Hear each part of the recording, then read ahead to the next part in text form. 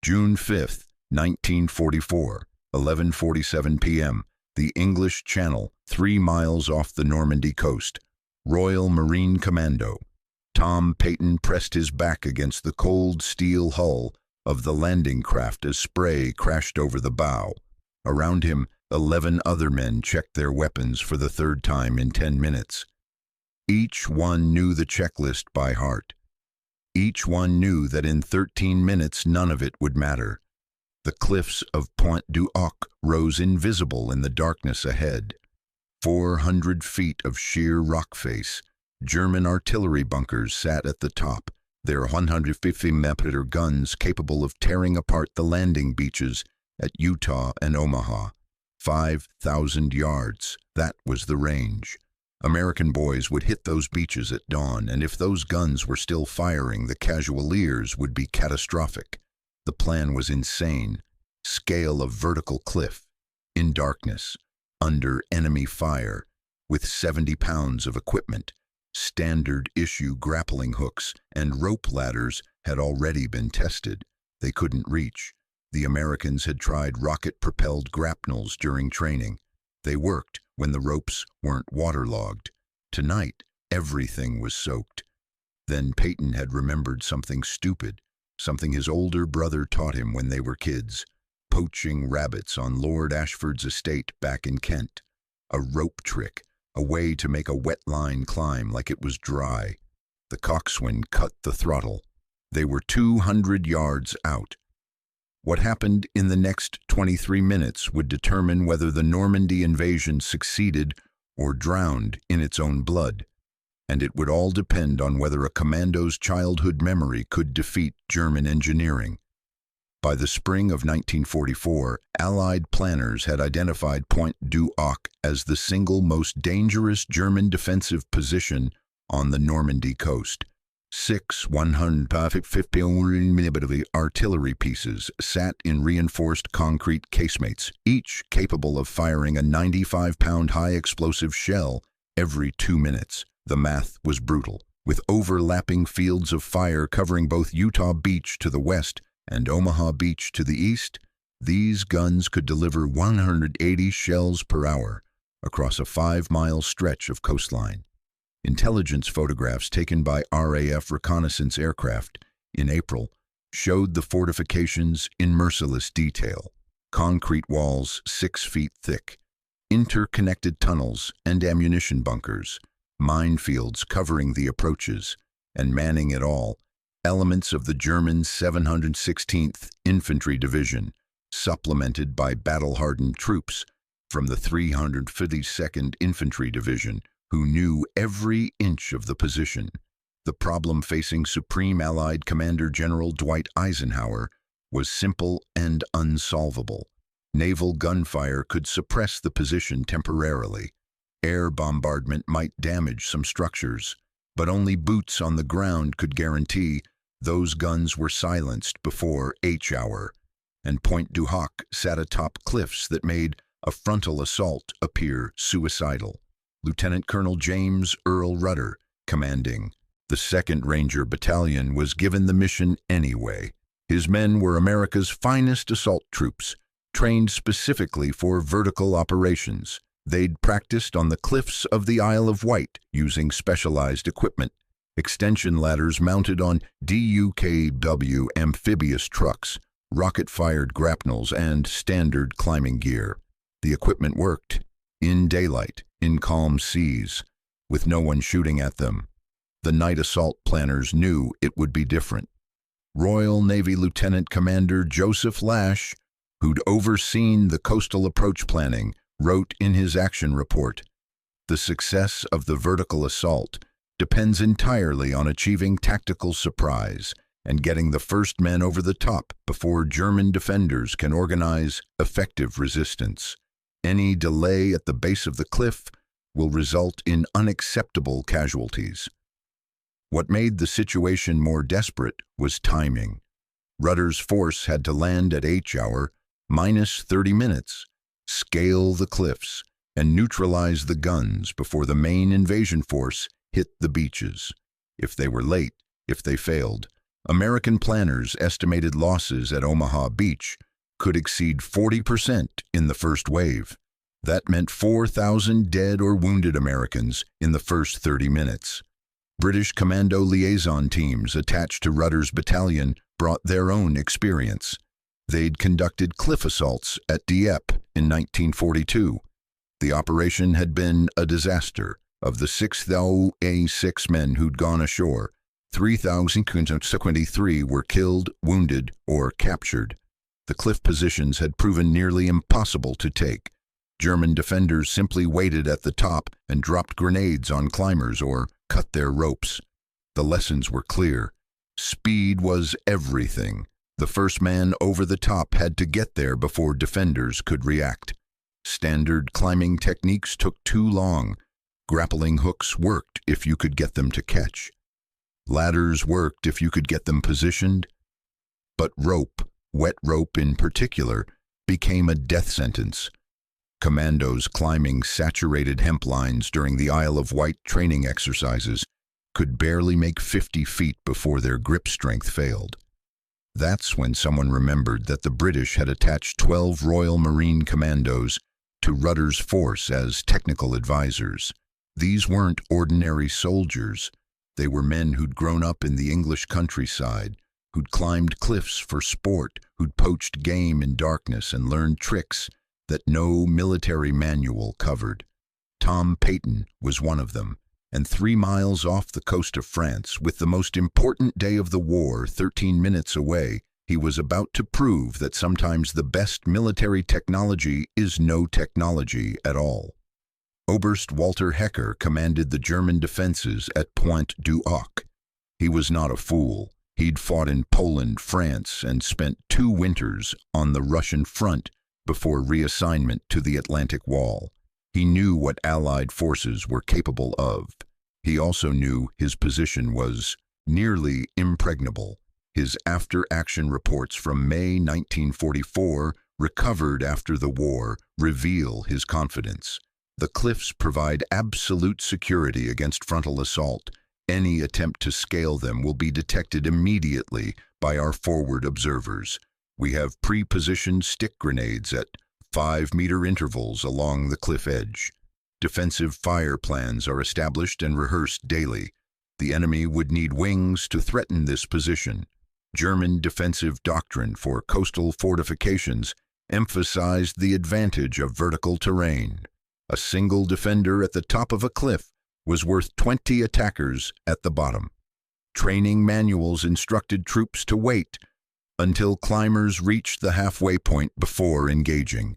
By then, they'd be exhausted, vulnerable, and unable to retreat quickly. It was textbook defensive strategy proven in mountain warfare from Norway to Italy. The German 716th Infantry Division had run exercises in April, testing their response time to simulated cliff assault.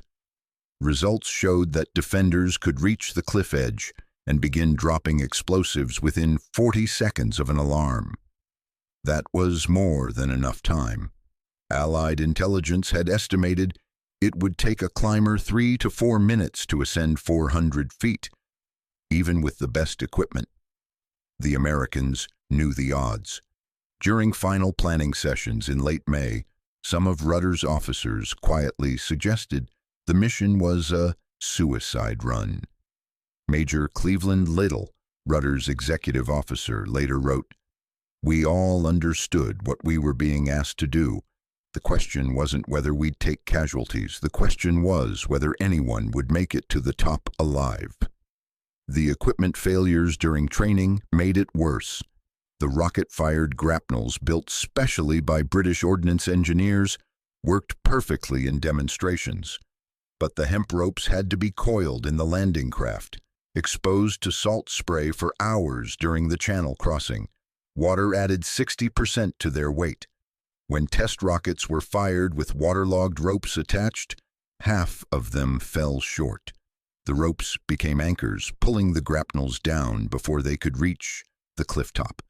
The WWII-mounted extension ladders had their own problems. They required the amphibious trucks to get within 20 yards of the cliff base and find stable ground to deploy. Intelligence photos showed the beach at Pointe du Hoc was narrow, rocky, and covered with German obstacles.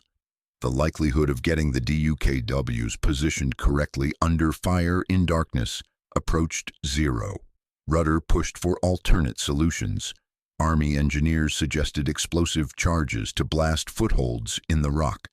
Naval planners wanted to delay the assault until after dawn, allowing for better visibility.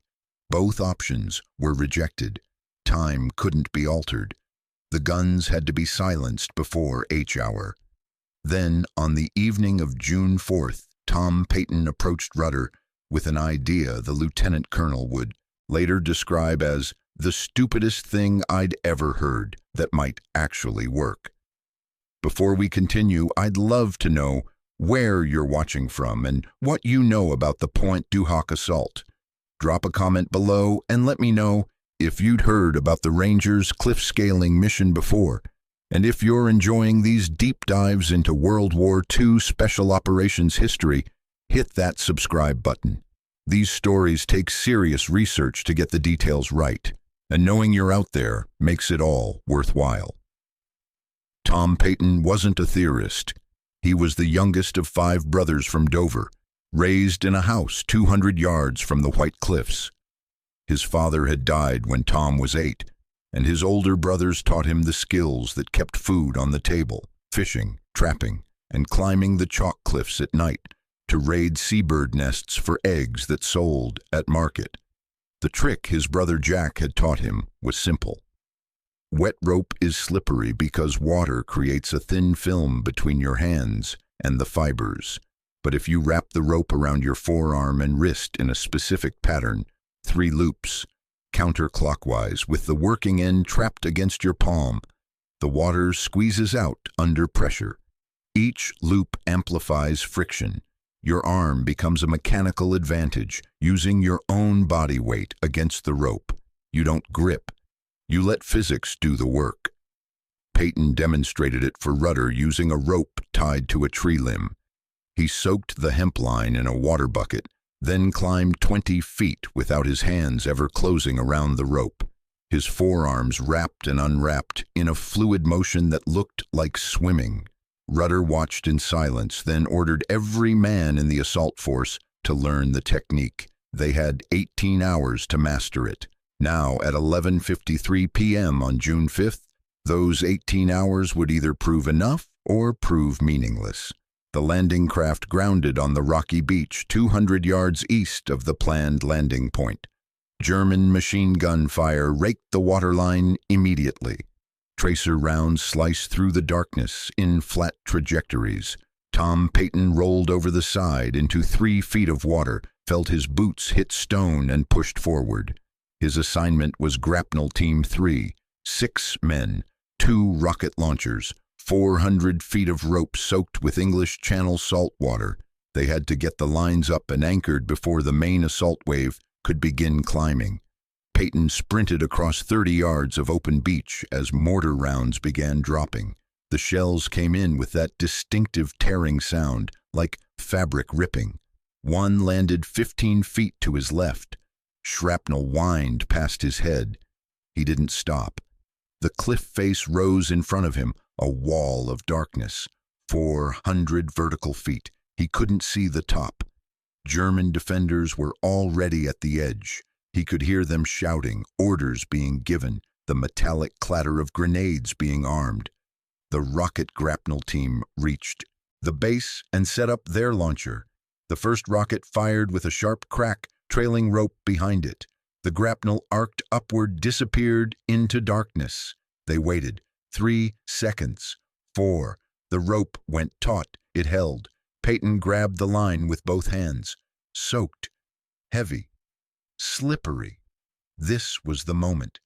He wrapped his right forearm 3 times, counterclockwise, trapped the end against his palm, and pulled himself up.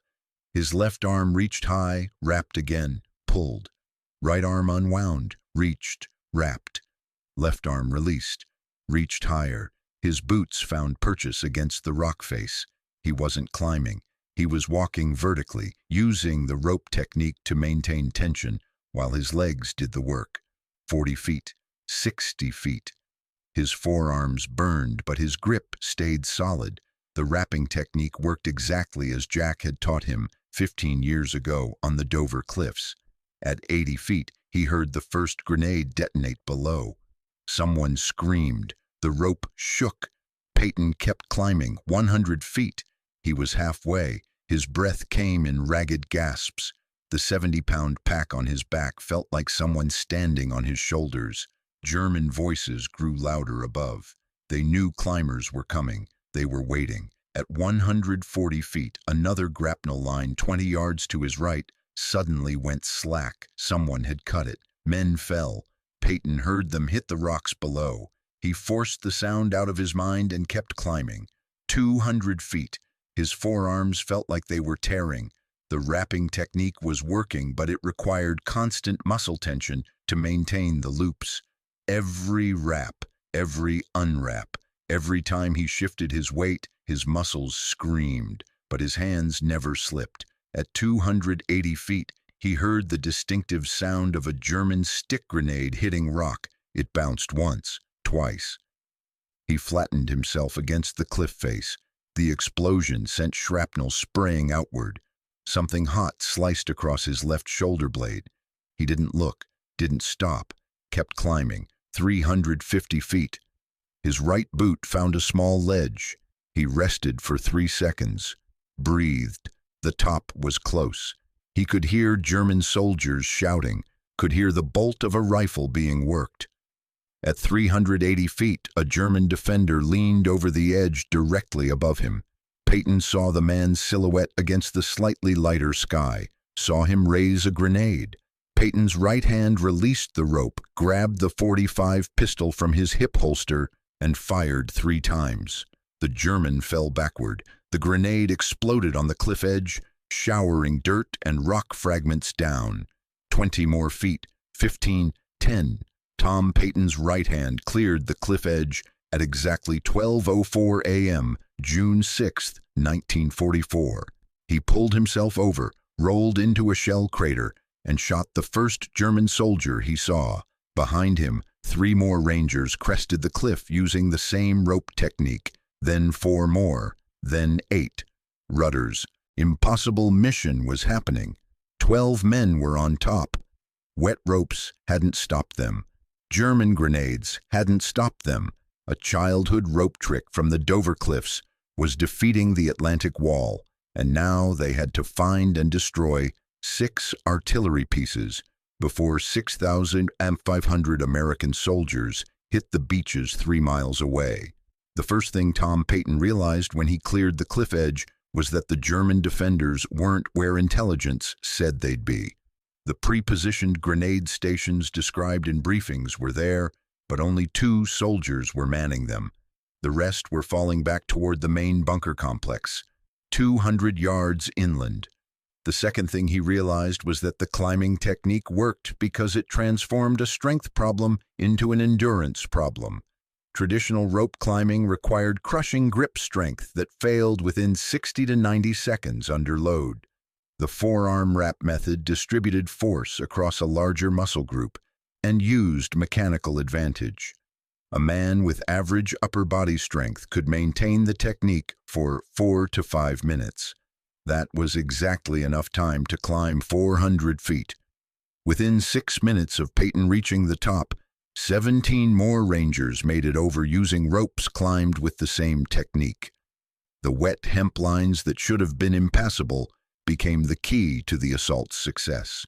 German defenders had cut 3 ropes, but by then enough Americans were on the clifftop to suppress German fire and protect the remaining lines. Rudder reached the top at 12:11 a.m. His first order was to send combat patrols toward the gun casemates. What they discovered would become one of the most controversial moments of D-Day. The 150mm artillery pieces weren't there. The concrete bunkers were empty except for telephone poles positioned to look like gun barrels in aerial reconnaissance photographs. German intelligence had anticipated the position would be targeted for naval bombardment and had relocated the guns inland 2 weeks earlier. They sat in an apple orchard, Pointe du Hoc, 200 yards south, camouflaged and ready to fire, but unguarded. Rangers found them at 1:45 a.m. Sergeant Leonard Lomel from New Jersey approached the 5 guns with thermite grenades and destroyed their traversing mechanisms and sights. The 6th gun had already been damaged by naval gunfire. By 2 a.m., the primary objective of the Pointe du Hoc assault was complete. But the cost had been severe. Of the 225 Rangers who'd attempted the cliff assault, 135 were casualties by dawn. The climbing technique had worked, but German defensive fire, once men were on the clifftop, had been devastating. Rudder's force held their position for 2 days against German counterattacks before relief arrived from Omaha Beach.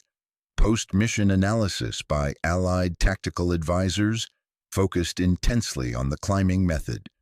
Major Trevor Wilson, a British Commando training officer, wrote in his July 1944 assessment, "The rope wrap technique demonstrated at Pointe du Hoc represents a significant advancement in vertical assault methodology.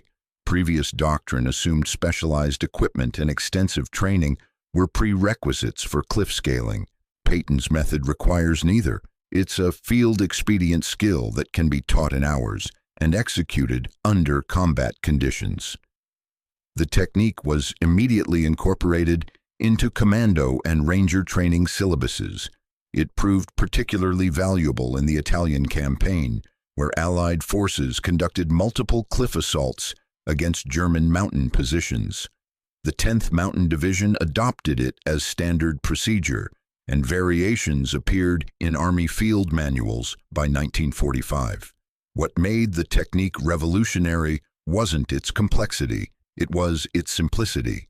Military planners had assumed the Pointe du Hoc assault required technological solutions: rockets, specialized climbing gear, mechanical advantage systems. Peyton proved that the human body, properly leveraged, already contained the necessary technology. The German assessment was more bitter. Oberst Hecker, captured 3 weeks after D-Day, was interrogated about the Pointe du Hoc defense. Asked how American forces scaled the cliff so quickly, he replied, "We were told it would take them 5 minutes to climb. They did it in 3. We were told wet ropes would slow them. The ropes didn't matter. We underestimated their training and their will." He was partially right, but mostly they'd underestimated a Dover fisherman's childhood memory. Tom Peyton survived Pointe du Hoc. He spent 6 days in a field hospital recovering from shrapnel wounds, then returned to his unit. He fought through Normandy, was wounded again near Brest in September 1944, and finished the war with the rank of sergeant. He never spoke publicly about the cliff assault. When journalists tried to interview him in the 1960s, he declined. His only comment, recorded in a letter to fellow Commando James Wilson in 1967, was, "We did what needed doing. Jack taught me the rope trick. I taught the lads. That's all there was to it." He died in 1992 at age 74 in Dover, less than a mile from the cliffs where he'd learned to climb as a boy. The tactical impact of Pointe du Hoc remains debated. The guns weren't in the casemates, though destroying them in the apple orchard prevented them from firing on Omaha Beach during the critical first hours. Some historians argue the assault was unnecessary once the guns were discovered to be relocated. Others point out that without the assault, no one would have known the guns were moved, and naval gunfire would have continued hitting empty bunkers instead of searching for the actual firing positions. The statistical impact is clearer. American casualties at Omaha Beach on D-Day were approximately 2,400 killed and wounded out of 34,000 troops landed. Pre-invasion estimates, assuming the Pointe du Hoc guns remained operational, projected casualties as high as 4,000. Whether the Ranger assault directly prevented those additional 600 casualties can't be proven. But Allied operational research teams concluded the mission was justified based on the intelligence gathered and German resources diverted to defend the position. The climbing technique itself had measurable long-term influence. Post-war mountaineering guides adopted variations of the rope wrap method for emergency climbing situations. The technique appears in wilderness survival manuals published in the 1950s and remains taught in modern special operations training. Delta Force and Navy SEAL instructors still demonstrate it as a backup method when mechanical ascenders fail or aren't available. The Pointe du Hoc battlefield was preserved as a memorial. Today, the cliff face still shows pockmarks from German grenades and American grapnel impacts. Visitors can walk the same ground Tom Peyton crossed at a dead run under machine gun fire. The shell craters remain. The bunkers stand empty. In 1984, President Ronald Reagan gave a speech at Pointe du Hoc on the 40th anniversary of D-Day. He said, "These are the boys of Pointe du Hoc. These are the men who took the cliffs. These are the champions who helped free a continent. These are the heroes who helped end a war." He was right. But the story behind how they took those cliffs, the simple childhood rope trick that made an impossible mission possible, remained largely unknown. No memorials mention Tom Peyton by name. No plaques describe the climbing technique. The Rangers' courage is remembered. The tactics that enabled that courage are footnotes in training manuals. Perhaps that's fitting. The men who climbed those cliffs weren't looking for recognition. They were looking for the top, and a Dover fisherman showed them how to get there. Military history obsesses over technology. We study the machines, the weapons, the engineering that wins wars. We calculate armor thickness and muzzle velocities. We compare aircraft performance and naval tonnage. We assume that whoever has the better equipment holds the advantage. Pointe du Hoc teaches a different lesson. The Germans had better defensive positions. They had concrete and high ground and prepared fields of fire. The Americans had wet ropes and darkness and a technique learned poaching rabbits on an English estate. The technology didn't matter. The will did. But more than will, the ingenuity to recognize that sometimes the solution to an impossible problem isn't more equipment. It's better application of what you already have. Tom Peyton didn't invent anything. He remembered something. He adapted a childhood skill to an adult problem. He taught it to others who were desperate enough to try anything. And that adaptation, that willingness to consider solutions outside the manual, outside the training, outside the approved doctrine, made the difference between success and catastrophe. 400 feet of cliff, 12 men at the top within 7 minutes, 6 artillery pieces destroyed before dawn, thousands of American lives potentially saved, all because someone remembered how his older brother taught him to climb when they were boys stealing eggs from seabird nests. Sometimes the most sophisticated military operation succeeds because someone remembers the simple way things work. Sometimes the hero isn't the one with the best equipment. It's the one who knows how to use wet rope. If you found this story as fascinating as I did researching it, I'd appreciate if you'd like this video and subscribe to the channel. There are dozens more untold stories from World War II that deserve to be remembered, and I'll be bringing you a new one every week. What should I cover next? Let me know in the comments below.